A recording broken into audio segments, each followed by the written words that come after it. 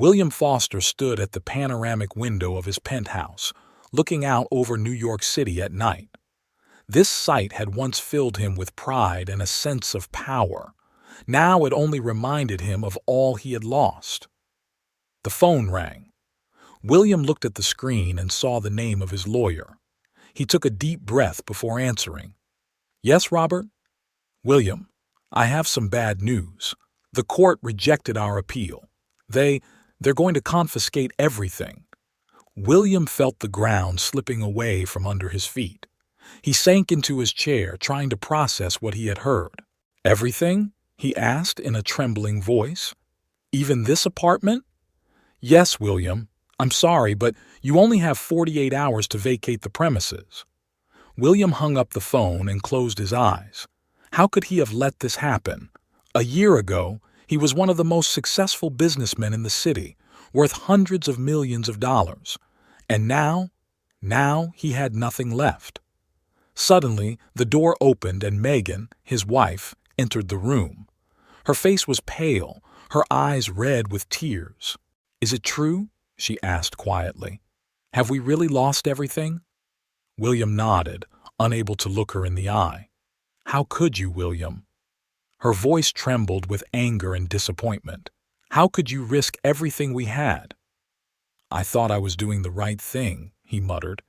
"I wanted to give us a better future." Megan laughed bitterly. "A better future? Look what your greed has done to us. We lost everything because of your brilliant investments in dubious partners." William tried to get up to approach her, but Megan stepped back. "Don't come near me. I can't take it anymore. I'm going to my parents." "Megan, please," William begged. "We can fix this together." But she was already packing her suitcase, throwing things indiscriminately. "Fix it?" She turned around, and William saw only coldness in her eyes. "You ruined our lives, William. And you know what? I'm not even sure I ever really knew you." With that, she walked out of the room, leaving William alone among the wreckage of his former life. The next few days flew by in a blur. William watched as his belongings were packed and taken out of his apartment. Friends he considered close suddenly stopped answering his phone. Partners he had worked with for years now turned away when they saw him on the street. With no money, no home, and no support, William realized he needed to find a way to survive. He looked at job ads, but who would want to hire a 45-year-old man with no experience outside of his own business? And then he saw an ad. Taxi drivers required, flexible schedule, daily payment. William looked at these words for a long time, feeling despair and determination mixing in his chest. Was this really his new life? With a heavy heart, he dialed the number listed in the ad. A few days later, William Foster, a former millionaire and successful businessman, was driving a yellow taxi, ready to start his first day of work in a new, unfamiliar role. As he hit the streets of the city that once belonged to him, William couldn't shake the feeling that this was just the beginning of something new and unpredictable in his life. William Foster woke up before dawn in a tiny room he had managed to rent in a nondescript hostel on the outskirts of the city. He lay staring at the ceiling, feeling anxiety crawling through his body. Today was his first day as a taxi driver. He slowly got up, trying to ignore the creaking of the old bed. Walking over to the small mirror on the wall, William barely recognized himself. The wrinkles around his eyes were deeper, and there was more gray in his hair. He ran his hand through the stubble that was already turning into a beard. Once upon a time, he would never have allowed himself to look so careless. "Well, William," he whispered to his reflection, "it's time to start a new life." Putting on the simple shirt and jeans that now constituted his entire wardrobe, William went outside. The morning air was chilly, and he shivered involuntarily. It took him a few minutes to get his bearings. This part of the city was unfamiliar to him. When he got to the taxi stand, William saw a group of men standing by their cars, smoking and talking. He felt a sense of uncertainty overtake him. These people seemed so far removed from his former world. "Hey, new guy," one of the drivers called out, a stocky man with a thick mustache. "You must be William. I'm Mike. I'll be your mentor today." William nodded, trying to smile. "Yes, that's me. Nice to meet you, Mike." Mike gave him an appraising look. You don't look like a typical newbie. How old are you?" "No, 45, William answered, feeling himself blushing. "And why did you decide to become a taxi driver at that age?" Mike asked, squinting. William hesitated for a moment. He wasn't ready to tell his story. It was just time for a change in life. Mike hummed, but didn't ask any further. "Well, come on then. I'll show you your car and give you the basics." The next few hours flew by in a blur. William tried to memorize all of Mike's instructions: how to use the taximeter, which routes to take at different times of the day, how to communicate with customers. "And remember," Mike said in the end, "the customer is always right, even if they are a complete asshole." William nodded, feeling panic grip him. How was he, a former CEO, going to be able to please every random passenger? Finally, the moment came that William had been dreading and looking forward to at the same time. He got behind the wheel of his taxi, took a deep breath, and drove out onto the streets. The first hours passed relatively quietly. William picked up a few passengers who were mostly silent or on the phone. But then he received a call that made his heart beat faster. The address was in the neighborhood where William used to live. He drove up to a luxurious house and saw a man in an expensive suit looking impatiently at his watch. "Finally," the passenger grumbled as he got into the car. "I thought I was going to be late for an important meeting." William felt a strange sensation come over him. Just a year ago, he could have been that passenger, rushing to an important meeting. "Where are we going, sir?" William asked, trying to sound professional. "Manhattan, Wall Street," the man replied, not looking up from his smartphone. "And please, as soon as possible." William nodded and started to move. He couldn't help but notice the passenger talking on the phone, discussing some big deal. It reminded him of his own conversations he had had not long ago. "Excuse me," the passenger suddenly said to him. "Could you go a little faster? I really need to be on time for this meeting." William felt irritated. He wanted to tell the man that he had been an arrogant businessman like him until recently, but now he realized how unimportant it all was. Instead, he just nodded and sped up a bit. When they finally reached their destination, the passenger threw a few bills on the seat and jumped out of the car without even saying thank you. William watched him go, feeling a mixture of bitterness and relief. The day dragged on for a long time. William picked up various passengers: students on their way to class, elderly people on their way to the hospital, tourists who were enthusiastically looking around the city. Each of them had their own story, their own problems and joys. And for the first time in a long time, William began to notice these details of other people's lives. In the late afternoon, he picked up a young couple arguing about something. The girl was crying and the boy looked confused. "You don't understand, Jake," the girl sobbed. "This job is everything to me. I can't just leave it." "But we were planning to move in together, Emily," the guy replied. "You promised that we would start a new life in another city." William unwittingly listened to their conversation. He remembered how he had once faced a similar choice: career or family, and he chose his career. Now, looking back, he realized how wrong that decision was. When they reached their destination, William could not resist saying, "I'm sorry to interrupt, but sometimes the most important things in life are not money or a career. It's the people around us." The couple looked at him in surprise, and then the girl smiled shyly. "Thank you. Maybe you're right." They got out of the car, holding hands, and William felt a strange warmth in his chest. Maybe he could help someone, even in such a small way. When the workday finally ended, William felt exhausted both physically and emotionally.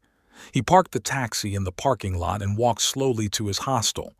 As he passed a brightly lit restaurant, he saw a group of people in the window celebrating something. They were laughing, raising their glasses, looking happy. William stopped for a moment, feeling a sharp pain in his chest. Not long ago, he had been one of them, successful, carefree, confident in the future.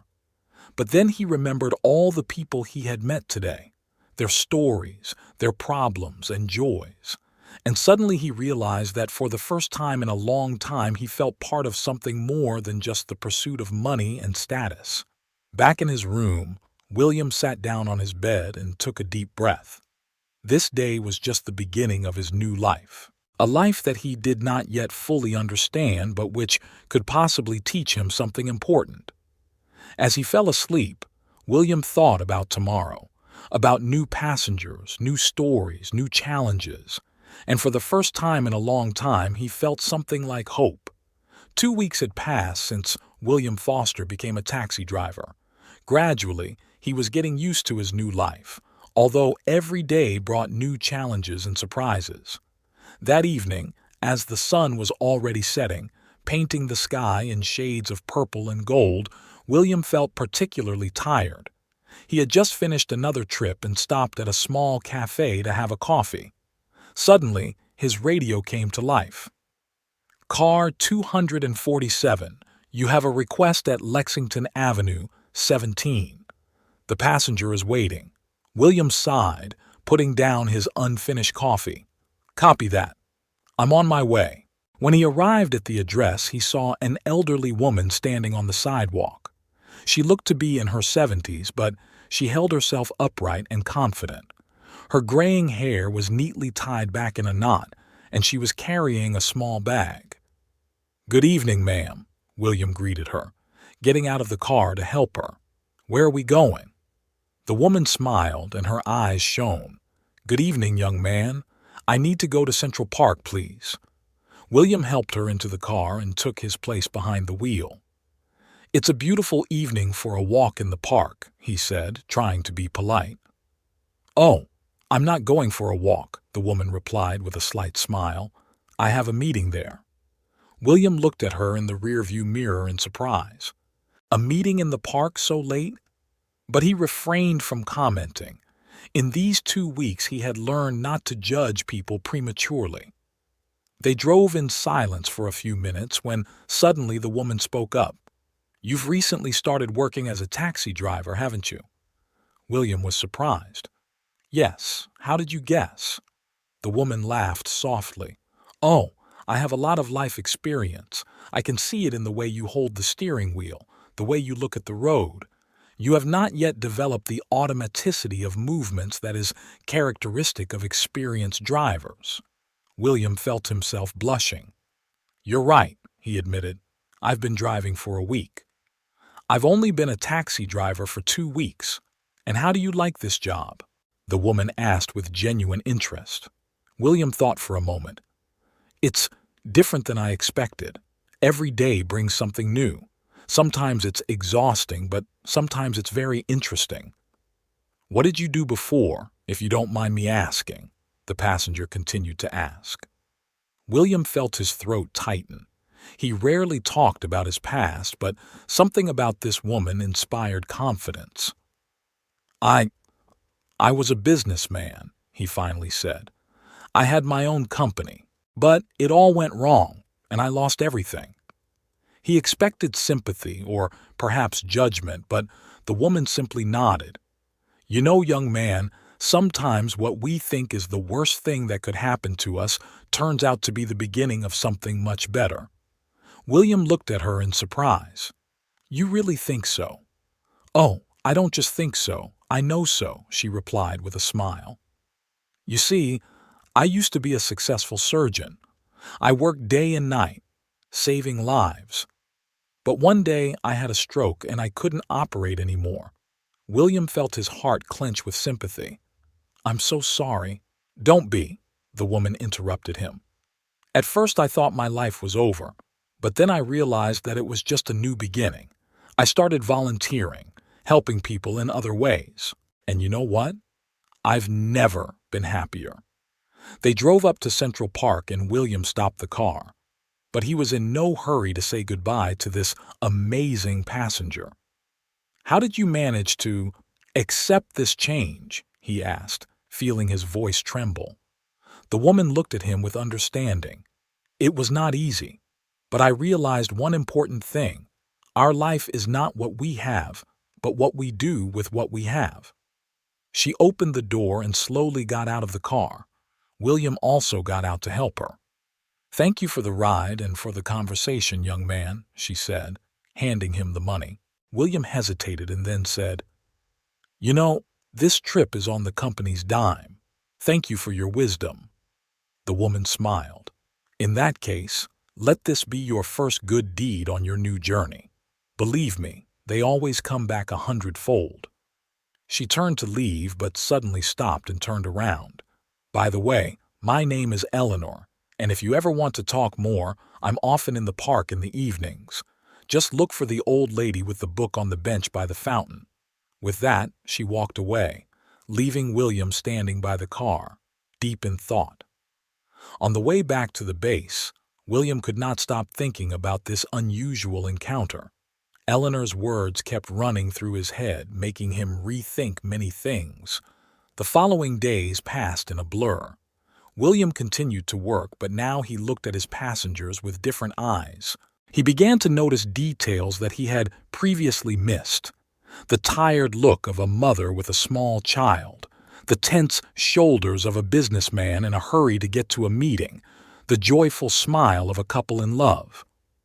One evening, when his shift was about to end, William received a call from an address that seemed familiar. When he arrived, he was surprised to see Eleanor waiting for him. "Good evening, William," she greeted him as she got into the car. "I was hoping it would be you." "Eleanor? But how?" William began, but she interrupted him with a smile. "Oh, I just asked the dispatcher to send car 247. I said you forgot to return an important document to me last time." William couldn't help but smile. "You are an amazing woman, Eleanor." "Thank you, my dear. Now, shall we go for a little drive? I have a feeling you have a story to tell." And they drove off. William talked about his observations of these days, about how Eleanor's words made him look at his life and work in a new way. She listened attentively, sometimes asking questions or adding her own comments. When they stopped outside Eleanor's house, she put her hand on William's arm. "You know, William, you are on the right track. Not everyone can see the beauty in simple things, especially after losing everything they thought was important. But you have a gift for seeing people, for understanding them. Perhaps this is your true calling." William felt his eyes fill with tears. "Thank you, Eleanor, for everything." "Don't thank me," she replied, getting out of the car. "Just remember, every day is an opportunity to start anew, and you never know which meeting can change everything." With that, she left, leaving William with a new sense of hope and purpose. He realized that this unexpected meeting with Eleanor was not just a coincidence. It was a sign that his life was just beginning and that the best was yet to come. Returning home, William felt something new emerge in his soul, a sense of purpose, an understanding that even in the darkest of times, light can be found. And he was grateful for this lesson that fate had taught him in the person of one wise passenger. A month has passed since William met Eleanor. Her words have taken deep root in his mind, changing his outlook on life and work. Every day he tried to see his passengers not just as customers, but as people with their own stories and problems. This morning, William woke up with a strange feeling. Today was the anniversary of the founding of his former company. A year ago on this day, he was celebrating in an expensive restaurant surrounded by partners and friends. And now, William shook his head, chasing away the thoughts. He wasn't that man anymore. At least he tried to believe that. When he went to work, William felt his past haunting him at every turn. Every business district, every luxury hotel reminded him of his former life. Around noon, he received a call to one of the most expensive office buildings in the city. As he drove up, William saw a man in an expensive suit looking impatiently at his watch. "Finally," the passenger grumbled as he got into the car. "I need to get to the airport and I'm already late." William nodded and started to drive. He couldn't shake the feeling that he knew this man. And suddenly, it dawned on him. It was Alex Rivera, one of his former business partners. William's heart beat faster. Would Alex recognize him? Does it matter? "Sorry to be rude," Alex suddenly said, looking up from his phone. "It's been a rough day. How long have you been a taxi driver?" William hesitated for a moment. Part of him wanted to confess, to tell him everything. But the other part of him, the part that had learned from Eleanor, decided to just listen. "Not for a long time, sir," he answered. "But every day brings something new." Alex hummed. "Must be a tough job. You know, I used to know a guy once. We started a business together. He was a genius at what he did, but he trusted people too much. In the end, it ruined him." William felt his hands tighten on the steering wheel. He knew who Alex was talking about. "What happened to him?" William asked, trying to control his voice. "Oh, he lost everything. The last I heard, he skipped town. I guess he couldn't take the disgrace," Alex laughed. But there was no joy in his laugh. "You know, sometimes I think I could have helped him. But business is business, right?" William felt anger rise in his chest. But then he remembered what Eleanor had said about every encounter being a lesson. What was he supposed to learn from this one? "Did you ever think that maybe he found something more important than money and status?" William asked, looking at Alex in the rearview mirror. Alex raised his eyebrows in surprise. "What could be more important than success?" "Maybe understanding yourself, or the ability to see the beauty in simple things," William replied, recalling his conversations with Eleanor. Alex fell silent, thinking. They drove the rest of the way in silence. When they arrived at the airport, Alex suddenly said, "You know, you remind me of that guy. You have the same look, wise but a little sad. Thank you for the trip and for the conversation." William nodded, feeling strangely relieved. He didn't say so, but something told him that Alex understood. On the way back to the city, William couldn't stop thinking about the meeting. He remembered how he had once dreamed of success, of recognition. And now? And what does success mean to him now? Stopping at a traffic light, William saw a young couple laughing and holding hands. They looked so happy, so free. And suddenly he realized, this is what true success is. Not money, not status, but the ability to enjoy the simple moments of life. As the evening approached, William decided to take a break. He parked near a small park and got out of the car to take a short walk. As he sat down on a bench, he noticed an elderly woman feeding pigeons. He was surprised to recognize her as Eleonora. "Eleonora?" he called, coming closer. She looked up and smiled. "William!" What a pleasant surprise. "Come and sit with me." William sat down next to her, feeling the tension of the day slowly release. "You've had a hard day, haven't you?" Eleanor asked, looking at him carefully. William sighed. "You are as perceptive as ever." "Yes, today the past caught up with me." And he told her about the meeting with Alex, about his feelings and thoughts. Eleanor listened attentively, not interrupting. When William had finished, she gently put her hand on his. "You know, William, sometimes our past comes back not to remind us of our mistakes, but to show us how far we have come." William thought about her words. "Do you think I've changed?" "Oh, certainly," Eleanor replied with a smile. "The William I met a month ago would hardly have been able to speak so calmly to the man who betrayed him. You have learned to see the real person behind the mask of success, with their fears and doubts." William felt warmth spreading in his chest. Perhaps he had really changed more than he thought. "But do you know what's most important?" Eleanor continued. "You have learned to forgive, Not only others, but also yourself. These words struck William. He had never thought about it in such a way. "How do you do it, Eleanor?" he asked with a smile. "How do you always know what to say?" Eleanor laughed. "Oh, it's just experience, my dear, and perhaps a little magic." They sat for a while, talking about life, about change, and about the importance of staying open to new possibilities. As the sun began to set, William stood up. "I have to get back to work. Thank you, Eleanor. You have no idea how important these conversations are to me." Eleanor smiled. "You deserve the best, William. Just remember, every day is a new opportunity to become a better version of yourself." As he walked back to his car, William felt lightheaded. Yes, the past was still a part of him, but it no longer determined his future. As he got behind the wheel, he thought about all the people he would meet tonight. Each of them had their own story, their own problems and joys, and William was ready to listen, understand, and maybe even help.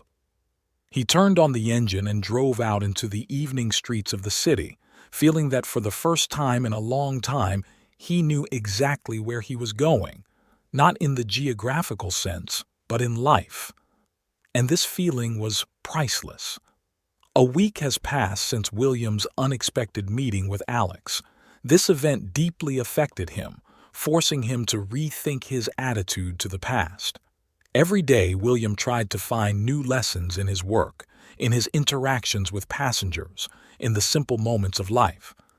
This morning, William woke up with a strange premonition. Something told him that today would be a special day. He could not explain this feeling, but it did not leave him as he got behind the wheel of his taxi.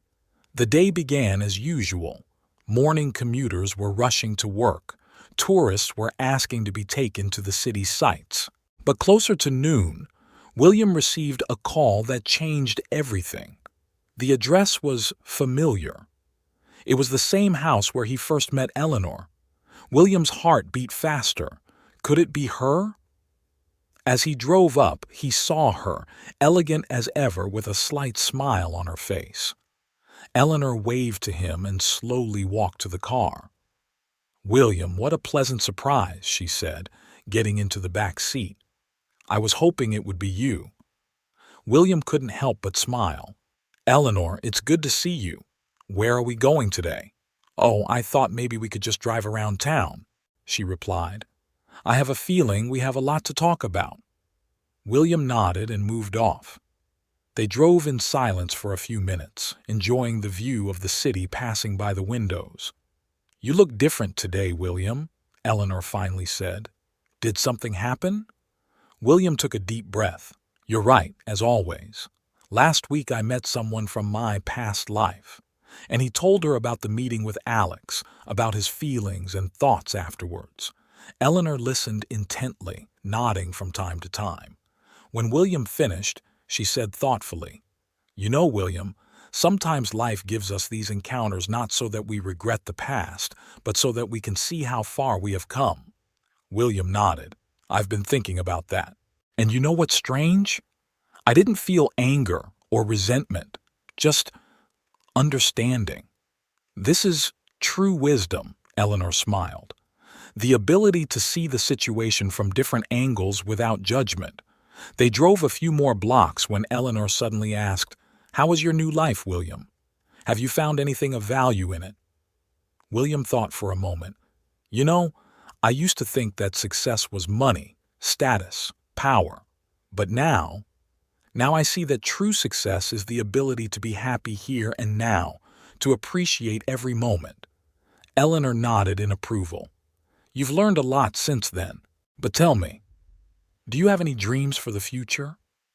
This question took William by surprise. He was so used to living one day at a time that he never thought about the future. "I don't know," he answered honestly. "I guess I was afraid to dream after I lost everything." "But you didn't lose everything, William," Eleanor said gently. "You have found yourself, and that is the most valuable thing that can be." They drove past the park, and William suddenly remembered how he had once dreamed of helping people. not just to make money, but to do something really important. You know, he began slowly, I once wanted to create a foundation to help children from poor families, to give them a chance for education, for a better future. Eleanor's eyes shone. That's a wonderful dream, William. And you know what? I think you're much better prepared for this kind of work now than you were before. You really think so? William asked in surprise. Of course, Eleanor answered confidently. Now you know the value of money and success. You have seen life from different sides. This is an invaluable experience for someone who wants to help others. These words touched William deeply. He felt a spark of hope and enthusiasm reignite in his soul. But where to start? He asked. I don't have any money or connections. Eleanor smiled mysteriously. Sometimes, William, the most important thing is just to take the first step. You know what? I might be able to help you. William looked at her in surprise. You? Oh, I have some connections, Eleanor replied. And I've been looking for someone to help me with a project for a long time. Perhaps it was fate that we met. They stopped at a beautiful old house. Eleanor got out of the car and gestured for William to follow her. Come, she said. I want to show you something. William hesitated for a moment, then turned off the engine and got out of the car. He felt that he was on the threshold of something important, something that could change his life again. When they entered the house, William was struck by its atmosphere. It was not a luxurious mansion, as he had expected, but a cozy, life-filled home. There were pictures of smiling children and adults on the walls, and the aroma of freshly baked buns wafted through the air. Welcome to my little project, Eleonora said proudly. This is a support center for children and teenagers from disadvantaged families. We help them with their education, provide psychological support, and sometimes just give them a place where they can feel safe. William was stunned. He had never suspected that behind the appearance of an elegant elderly lady was such a powerful force and dedication. This is incredible, Eleanor, he whispered. But why are you showing it to me? Eleanor turned to him, her eyes shining. Because, William, I think you could be an important part of this project. Your experience, your understanding of life, all of it could be invaluable to these children. William felt his heart beat faster. But what can I do? He asked. I'm just a taxi driver. I'm just a taxi driver. Eleanor gently put her hand on his shoulder. You are much more than a taxi driver, William. You are a man who has been down and found the strength to get back up. You understand the value of simple things and the importance of humanity. That is exactly what these children need. William felt tears coming to his eyes. For the first time in a long time, he felt that his life had real meaning. I don't know what to say, he whispered. Eleanor smiled. Don't say anything. Just think about it. And tomorrow, if you're ready, come here. We have a lot of work to do. When they left the house, the evening sun was already painting the sky golden. William felt that this day was a turning point in his life. Thank you, Eleanor, he said as he walked back to his car, for everything. Don't thank me, William, she replied. Just remember that every day is an opportunity to start something new, and today you have taken the first step toward a new beginning. On the way home, William felt his heart fill with hope and enthusiasm. He knew that tomorrow he would come to that house ready to start a new chapter in his life. Although the future was still uncertain, he was no longer afraid of it, because now he knew that what matters most is not what we have, but what we do for others. William woke up early, long before his usual alarm clock. His sleep that night was restless, as thoughts of yesterday's conversation with Eleanor and her offer haunted him. He lay looking at the ceiling, trying to understand his feelings. Fear mixed with excitement, doubt with hope. Was he ready for this responsibility? Will he really be able to help these children? And would he lose everything again if he opened his heart? Eventually, William got out of bed. He took a shower, shaved for the first time in days, and put on his best shirt. Looking at his reflection in the mirror, he barely recognized himself. There was a sparkle in his eyes that hadn't been there for a very long time. "Well, William," he said to himself, "it's time to take the plunge." Once outside, William decided to walk to the center of Eleanor. The morning city was just waking up. Street vendors were setting out their wares, the first passers-by were hurrying to work, and the aroma of fresh pastries from local bakeries was in the air. As he approached the building where the center was located, William felt his heart begin to beat faster. He stopped for a moment, took a deep breath, and pressed the doorbell. Eleanor opened the door. A warm smile lit up her face. "William, I'm so glad you came. Come in, come in." Inside, the house looked even more cozy than yesterday. There were new drawings on the walls, obviously made by children. The aroma of coffee and pastries came from the kitchen. "You're just in time," Eleanor said, leading him into the spacious room. "Our morning meeting will begin soon. You can meet everyone." Several adults and a dozen children of all ages had already gathered in the room. When William entered, all eyes turned to him. "Friends," Eleanor announced, "this is William. He is our newest volunteer, and I hope he will become an important part of our team." William smiled nervously and waved. "Hello, everyone. I'm glad to be here." One of the girls, who looked about 12 years old, raised her hand. "What do you know how to do, Mr. William?" William was confused for a moment. What did he know how to do? Not long ago, he would have said that he knew how to make money, make deals, run a company. But now, "You know," he finally answered, crouching down to be on the same level as the girl, "I know how to listen, and maybe I can help you see the world a little differently." The girl nodded seriously, as if this answer satisfied her completely. The next few hours flew by like a moment. William helped with math lessons, played board games with the younger children, and listened to teenagers' stories about their problems at school and at home. And every minute he realized more and more how important this work is. During the lunch break, Eleanor took William aside. "How are you feeling, William?" He took a deep breath. "Honestly, I feel alive for the first time in a very long time." Eleanor nodded in understanding. "You know, William, sometimes the best way to help yourself is to help others. You did more than just spend time with the children today. You gave them hope." William felt his eyes fill with tears. "Thank you, Eleanor, for believing in me when I didn't believe in myself." She put her hand gently on his shoulder. "You always had it in you, William. It's just that sometimes we need someone to help us see it." After lunch, William decided to have a short talk with the teenagers. He told them his story, how he had achieved success, lost everything, and found a new meaning in life. "Do you know what I realized?" he said, looking into the eyes of each of the teenagers. "Money and status are not the most important thing. What matters is who you are as a person, how you treat others, how you overcome difficulties." One of the boys, Michael, raised his hand. "But isn't it easier to live when you have money?" William smiled.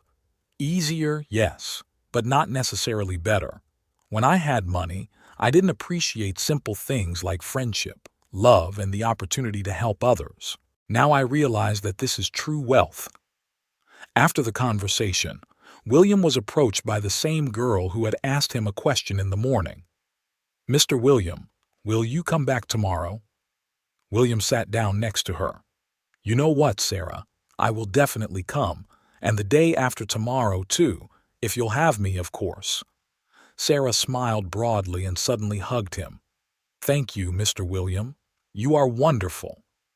This moment touched William to the core. He realized that he had found what he had been searching for his whole life, a real connection with people, an opportunity to make the world a better place, even if it was just a little bit. When it was time to leave, William felt a strange reluctance to leave the center. Eleanor noticed this and smiled. "Don't worry, William. Tomorrow will be a new day and new opportunities." Going outside, William took a deep breath of the evening air. The city seemed different, brighter, more alive. Or perhaps it was he himself who had changed. On the way home, William thought about how much had changed in such a short time. He remembered his first meeting with Eleanor, his doubts and fears, and now he was on the threshold of a new life full of meaning and purpose. At home, William sat down at the table and started writing. He described his impressions of the day, his ideas for future projects, his thoughts on how to improve the lives of these children. And with every word he wrote, he felt his heart fill with warmth and confidence. Before going to bed, William looked out the window at the city at night.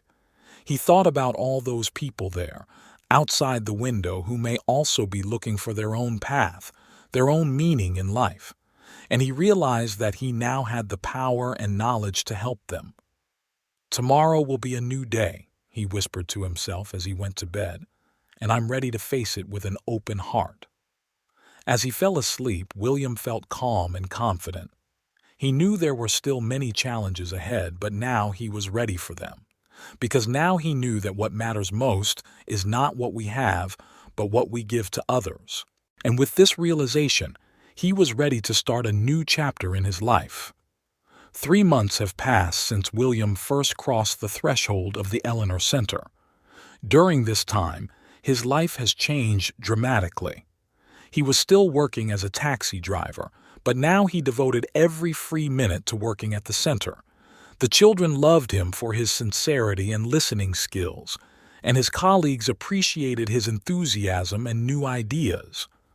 That morning, William woke up with a strange feeling. Something told him that something important was going to happen today. He could not explain this feeling, but it did not leave him throughout the day. After his shift in the taxi, William drove to the center as usual. When he entered, Eleanor greeted him with a mysterious smile.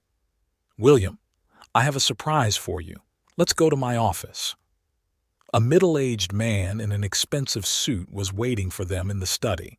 He stood up as they entered and extended his hand to William. "Hello, Mr. Foster. I'm David Harris, a representative of the New Future Foundation. We've heard a lot about your work here." William looked at Eleanor, who nodded with a smile. "Let's sit down," she suggested. "Mr. Harris has an interesting proposal for us." David spread several documents on the table.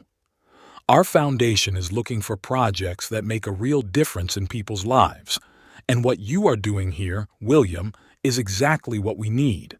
We would like to offer you a grant to expand your work." William felt his breath catch in his throat. "Expansion? But I'm just a volunteer here." Eleanor gently put her hand on his shoulder. "William, you are much more than a volunteer. You've become the soul of this place, and I think it's time for you to take on more responsibility." David nodded.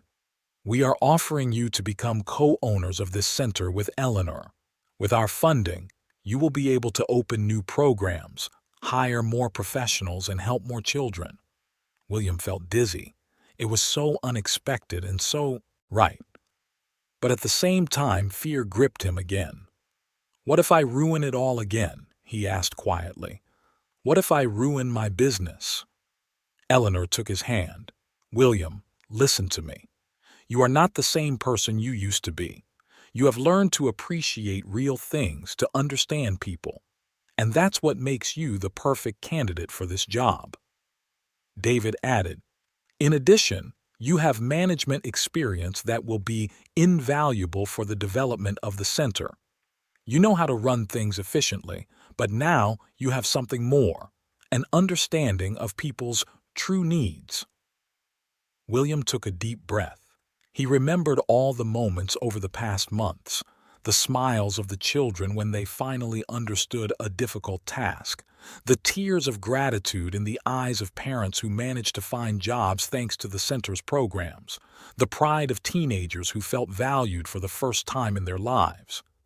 "I agree," he finally said, "but with one condition. I want to continue working as a taxi driver at least a few hours a week. It helps me stay in touch with the real world." Eleanor laughed. "Oh, William, you never cease to amaze me. Of course, if it's important to you, we'll find a way to arrange it." They spent the next few hours discussing the details, new programs they could run, ways to attract more volunteers, and plans to expand the center. William could feel the familiar excitement gripping him, the same excitement he felt when he started his business. But now it was different. Now he knew that every decision he made would affect the real lives of real people. After David left, Eleanor suggested that William take a walk. They went to a park near the center. "You know, William," Eleanor said as they sat down on a bench near a fountain, "when I first met you in that taxi, I immediately felt that you were a special person. But even I could not have imagined how much you would change the lives of so many people." William felt tears welling up in his eyes. "You changed my life, Eleanor. Without you, I would never have found my true path." She smiled gently. "Perhaps, but you know what? Sometimes we all need someone to believe in us when we don't believe in ourselves. You have done that for so many children in our center. Now, it's your turn to believe in yourself." They sat in silence looking at the sunset. William thought about how strange his life had been. 6 months ago, he was at rock bottom, having lost everything he considered important. And now he felt that he had finally found his place in the world. "You know, Eleanor," he finally said, "I always thought that success was when you reached the top. But now I realize that true success is when you help others to rise." Eleanor nodded. "That's exactly right, William, and I'm sure that with your leadership, our center will help many more people find their way." As they walked back to the center, William noticed a group of children playing on the playground. Among them was Sarah, the same girl who had first spoken to him on his first day here. "Mr. William," she shouted as she spotted him, "you came. We've been waiting for you." William sat down to hug her. "Of course I came, Sarah, and you know what? I'm going to be here even more often now. We have many wonderful things to do." The girl smiled broadly. "Really? You promise?" William looked her in the eye and said firmly, "I promise, Sarah. I'm not going anywhere." And at that moment he realized that it was not just a promise to a child. It was a promise to himself, to be the best version of himself, to help others, and to never forget that true wealth is not measured by money, but by how many lives you have made better. 6 months have passed since William accepted the center's offer. During this time, many changes have taken place, both in the center and in William's life. The morning started early as usual. William woke up before dawn, did some exercises, and prepared a light breakfast. This new routine has become an integral part of his life, helping him to maintain clarity of thought and energy throughout the day. On the way to the center, William spent several hours driving a taxi, as he had promised himself. This work now seemed to him not a burden, but an opportunity to stay in touch with the real world, to hear the stories of ordinary people. When he finally got to the center, it was already in full swing. The new programs they had launched with the grant had attracted many new visitors. "Good morning, Mr. William," greeted Sarah, who was now one of the most active participants in the teen mentoring program. "Good morning, Sarah," William smiled. "How are you preparing for your presentation?" "It's great," she replied enthusiastically. "My team and I have been working on it all week. I'm a little nervous, but you'll be there, right?"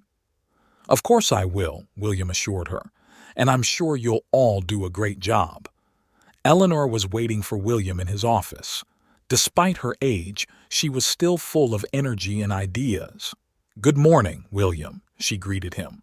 "I have some news for you. The New Future Foundation has offered to open a branch of our center in another part of the city."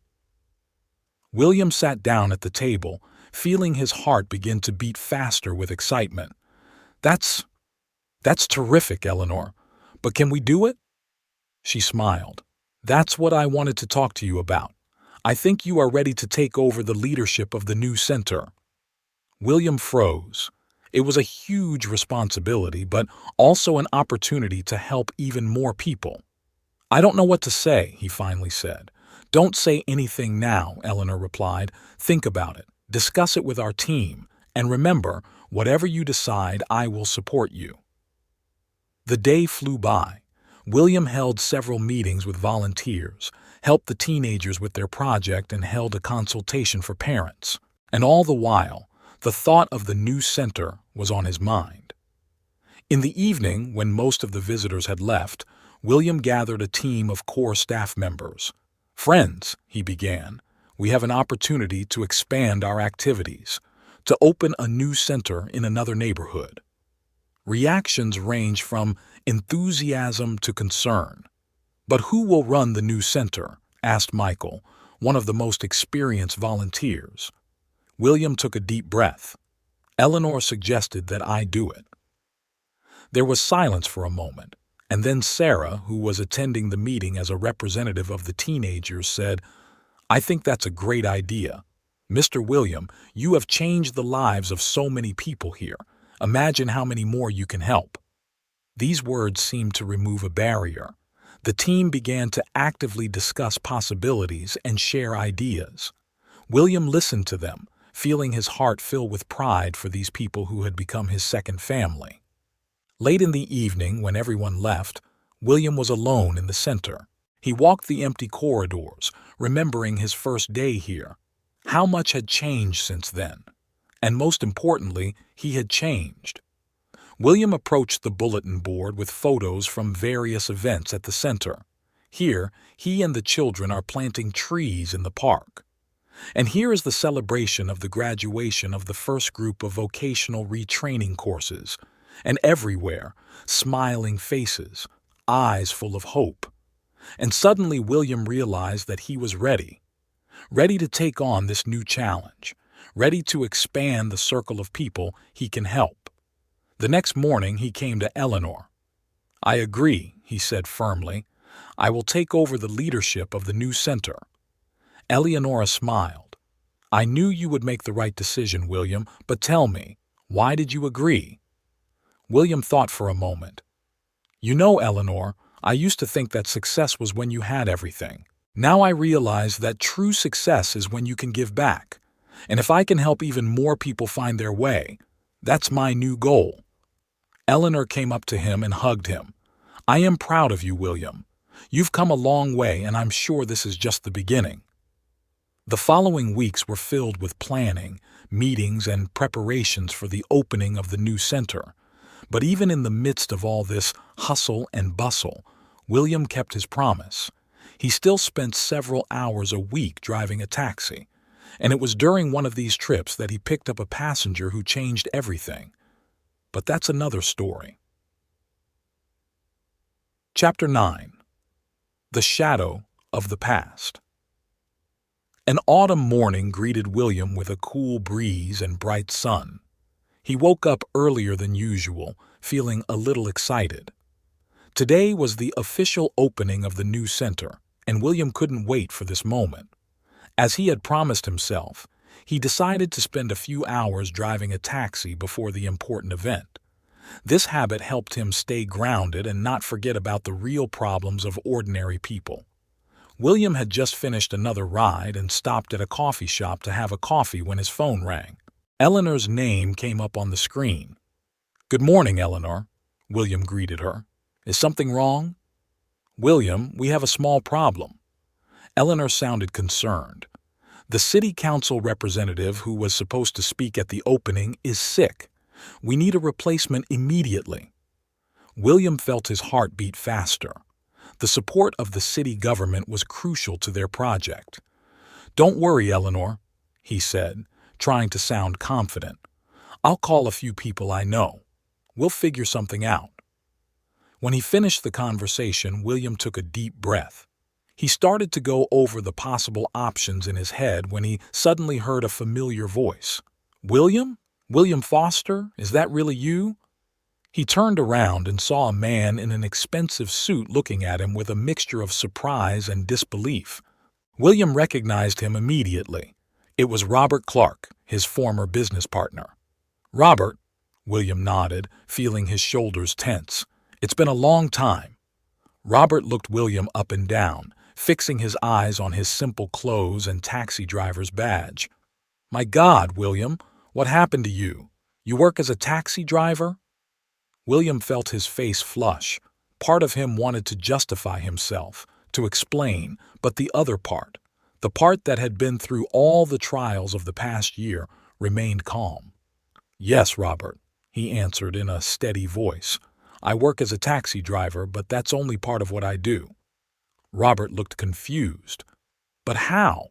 You were one of the most successful businessmen in town. What happened?" William took a deep breath before answering.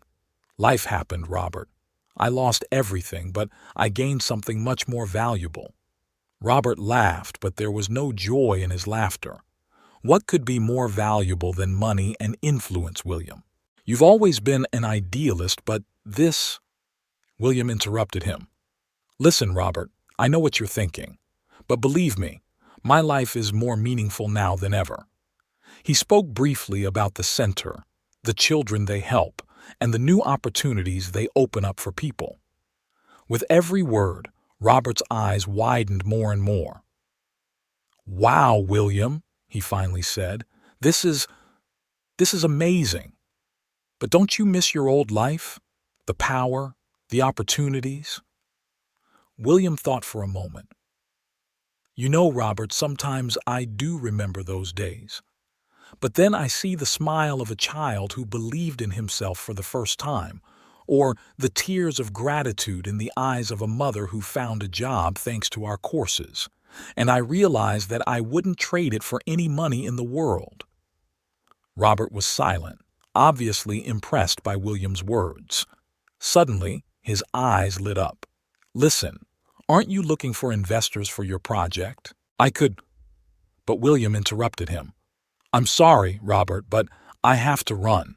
We have an important event today. But you know what? Why don't you come? You'll see everything with your own eyes." Robert hesitated, but then nodded. "You know, maybe I will come. It sounds interesting." William quickly wrote the address on a napkin and handed it to Robert. "I'd love to see you. Now, if you'll excuse me, I really have to go." Hurrying to his taxi, William felt strangely excited. Meeting Robert reminded him of his past life, but instead of nostalgia or regret, he felt only confidence in his choice. Arriving at the new center, William saw that many people had already gathered there. Eleanor met him at the entrance, looking concerned. "William, have you found a replacement for your speech?" He shook his head. "Unfortunately, no, but I have an idea." The opening ceremony began. William gave a speech about the center's mission, their plans and hopes. When he finished, the room erupted in applause, and suddenly, William saw a familiar face in the crowd. Robert was standing in the back row, listening intently and watching everything that was happening. After the official part, when the guests left to explore the center, Robert approached William. "Impressive, my friend. Really impressive. You know, I never thought I'd say this, but I'm proud of you." William felt his throat tighten with emotion. "Thank you, Robert. That means a lot to me." Robert looked around. "You know, I'm serious about investing. Not for profit, but, well, maybe this will help me find something more important than money, too." William smiled. "Let's talk about that later. For now, would you like to meet our volunteers?" The whole day passed in a blur. William talked to guests, gave interviews to local media, and answered many questions. But he was most impressed by the reaction of the children and teenagers who came from the old center to support him. Their enthusiasm and pride in their Mr. William was incredible. In the evening, when most of the guests had left, William sat down on a bench in the center's courtyard. He felt pleasantly tired and deeply satisfied. Eleanor joined him, holding 2 cups of hot tea. "Well, William, how are you feeling?" He took a cup and inhaled the aroma deeply. "You know, Eleanor, I feel full." as if all the pieces of my life have finally come together. She smiled gently. I'm glad to hear that. You've come a long way, William. And you know what? I think this is just the beginning. They sat in silence, watching the sun slowly sink below the horizon. William was thinking about all the events of that day. The meeting with Robert, the opening of the center, the reaction of people. And he realized that Eleanor was right. This was really just the beginning. Eleanor, he finally said, thank you for everything. Without you, I would never have found my true path. She put her hand gently on his shoulder. No, William. It was you who found your way. I just gave you a little nudge in the right direction. They sat for a long time discussing plans for the future, and William felt that for the first time in many years, he knew exactly where he was going and what he wanted to do with his life. When he finally returned home, it was already late. The city was plunged into night silence, with only a few windows lit up. William was walking, enjoying the cool night air and thinking about everything that had happened that day. Suddenly, his phone vibrated. It was a message from Robert. William, thank you for today. You've given me a lot to think about. Can we meet tomorrow for coffee? I want to discuss some ideas. William smiled and said yes.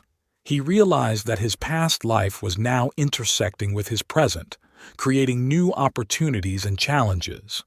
But now he was ready for it, ready to build bridges between his past and his future, using the best of both worlds to help others. As he approached his modest home, William stopped and looked up at the night sky. The stars were shining brightly, reminding him of the endless possibilities, and he knew that tomorrow would be a new day, full of new challenges and opportunities, and he was ready to meet them with an open heart and a clear mind. The morning began unusually for William. Instead of getting up at 6, he woke up to his phone ringing at 4 in the morning. Robert's name appeared on the screen. William, I'm sorry to call you so early. Robert's voice sounded excited. But I couldn't wait. I have a proposal that could change everything. William sat up in bed, feeling sleep leave him instantly. What's wrong, Robert? I was up all night thinking about your project, and you know what? I want to offer you a partnership, not just investment, but full cooperation. We can open a network of such centers across the country. William froze, trying to comprehend what he had heard. On the one hand, it was an incredible opportunity to expand their activities and help even more people. On the other hand, Robert, that sounds amazing, he finally said. But I can't make a decision right now. I need to think about it, talk to Eleanor and the team. Of course, Robert replied. But don't take too long. Opportunities like this don't last forever. After finishing the conversation, William felt anxious. He got up, got dressed, and went for a morning jog, trying to organize his thoughts. When he returned home, he called Eleanor and briefly told her about Robert's proposal. This is a big decision, William, she said after a pause. I think we should get the team together and talk it over. An hour later, William was already at the center. He gathered his key employees and outlined Robert's proposal to them. The reactions varied. Some enthusiastically supported the idea of expansion, while others expressed concern about the possible loss of individualized approach to each client. What do you think, Mr. William? Sarah, who was now a full member of the team, asked. William took a deep breath. I see both opportunities and risks in this. On the one hand, we will be able to help many more people. On the other hand, I'm afraid we might lose what makes our center special. The discussion lasted for several hours. Everyone expressed their opinions, discussed the pros and cons. William listened attentively to everyone, realizing that this decision would affect the lives of everyone present. Finally, when all the arguments were made, Eleanor stood up. William, this is your decision. We all trust you and will support whatever choice you make. William nodded, feeling the weight of responsibility. Thank you all for your thoughts. I promise I will make the decision that is best for our business." William spent the rest of the day thinking. He walked the streets of the city, observing people, recalling his journey from a successful businessman to a taxi driver and then to the head of the charity center. In the evening, he met Robert in a small cafe. "So, William, have you made a decision?" Robert asked as soon as they sat down at a table. William looked his friend in the eye. "Robert, before I answer, tell me honestly, why are you doing this? Why are you offering this partnership?" Robert was silent for a moment, then said quietly, "You know, William, when I saw you in that center, when I saw how you changed, I realized that I had been chasing the wrong things all my life. Money, power, none of it brings real satisfaction. And you look happy, really happy." William nodded, feeling his heart clench at these words. "I understand, Robert, and I'm grateful for your offer, but I cannot accept it, at least not in the form you're offering it." Robert looked surprised. "But why? We could do something really great." William smiled. "That's exactly the point, Robert. Our strength is not in scale, but in our individual approach. Each center is not just an institution, it is a family, and I'm afraid that if we expand too quickly, we'll lose that essence." Robert listened attentively, not interrupting. "But you know what?" William continued. "I have a counter-proposal. Instead of opening a network of centers, let's focus on improving and expanding the existing ones. We can create a training program for other organizations that want to open similar centers in their cities. This way, we can spread our model but still maintain the individuality of each center." Robert's eyes lit up. "That's brilliant, William. We can create something like a franchise, but for charity." William nodded. "Exactly. And your business experience will be invaluable in developing such a model." They talked for several more hours, discussing the details of the new plan. When they finally said goodbye, they both felt like they were on the cusp of something really important. The next day, William gathered the team and told them about his decision and the new plan. The reaction was overwhelmingly positive. "This is the perfect decision, William," Eleanor said as she hugged him.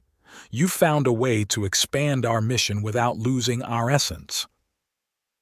Over the next months, William, Robert, and the entire team worked to develop the new program.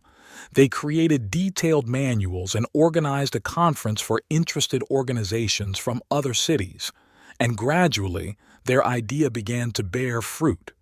First one, then two, and then dozens of centers across the country began to open on their model.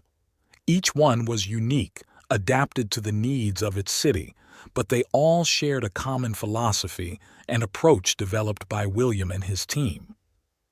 One evening, almost a year after that fateful meeting with Robert, William was sitting in his office reviewing reports from the various centers. On the wall hung a map of the country with the cities where new centers were already operating or preparing to open. Eleanor came into the office. "Aren't you working too late, Mr. Director?" she joked. William smiled. "I just can't believe how far we've come this year." Eleanor sat down across from him. "I always believed it. From the day you first stepped foot in our center." William looked at her with gratitude. "You know, Eleanor, I often think about that day, about how everything could have turned out differently if I hadn't gotten into your taxi that day." She smiled mysteriously. "Maybe it wasn't just an accident, William. Maybe it was fate." They sat there for a long time, recalling all the stages of their journey together, discussing plans for the future. And William felt that he had found not just a new job or vocation. He had found his home, his family, his true path in life. When he finally returned home, the city was already asleep. But for William, every lighted window, every shadow on the sidewalk was a reminder of the people they had helped, the lives they had changed. As he approached his home, William stopped for a moment and looked up at the starry sky. He remembered the day he lost everything, that moment of despair and hopelessness. and how far he had come since then. "Thank you," he whispered into the night sky, not knowing whether he was addressing these words to fate, God, or the universe. As he entered the house, William felt a deep sense of peace and contentment. He knew that there was still a lot of work to be done, many challenges ahead, but now he was ready for them. Because he had found his way, his purpose, and every new day was an opportunity for him to make the world a little better, one person at a time.